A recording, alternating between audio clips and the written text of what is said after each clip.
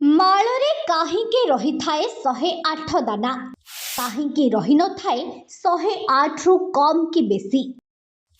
କ'ଣ ରହିଛି ଏହା ପଛର ରହସ୍ୟ?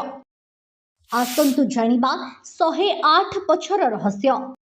ଦୈନନ୍ଦିନ ଜୀବନରେ ଯେଉଁମାନେ ବି ମାଳ ଜପା କରନ୍ତି ତାହା ତୁଳସୀ କିମ୍ବା ମୋତିରେ ଆହୁରି ଅନେକରେ ବି ହୋଇଥାଏ।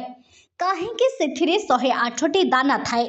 କାହିଁକି 108ରୁ ବେଶୀ ବା କମ୍ ହୋଇନଥାଏ? ମାଳ ଜପରେ କିଛି ନିୟମ ଥାଏ। ଯିଏ ଠିକ୍ ଭାବରେ ଜପିଥାଏ ତାଙ୍କୁ ଭଗବତ ପ୍ରାପ୍ତି ହୋଇଥାଏ।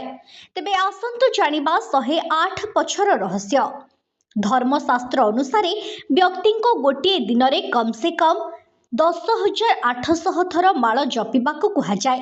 କାରଣ ବ୍ୟକ୍ତିର 12 ଘଣ୍ଟାରେ 10,800 ଥର ନିଶ୍ୱାସ ପ୍ରଶ୍ୱାସ ନେବାରେ ମାନା ଯାଇଥାଏ। ସେଥିପାଇଁ ଏତିକି ଥର ଜପିବାର ପ୍ରାବଧାନ ଥିବାବେଳେ କଳି ଯୁଗରେ ଏହା ସମ୍ଭବ ନୁହେଁ। ସେଥିପାଇଁ ଆମ ମୁନି ଋଷିମାନେ ଶେଷର 2ଟି 0 ହଟେଇ 1% କରାଇଛନ୍ତି। 10,800 ର 1% ହେଉଛି 108। ସେଥିପାଇଁ ଅଧିକ ନହେଲେ ବି କମ୍ ସେ କମ୍ 1% 12 ଘଣ୍ଟାରେ ଜପିବା ଦରକାର।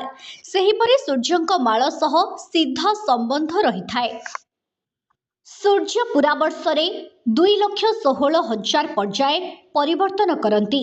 6 ମାସରେ 1,08,000 ପର୍ଯ୍ୟାୟ ପରିବର୍ତ୍ତନ କରନ୍ତି।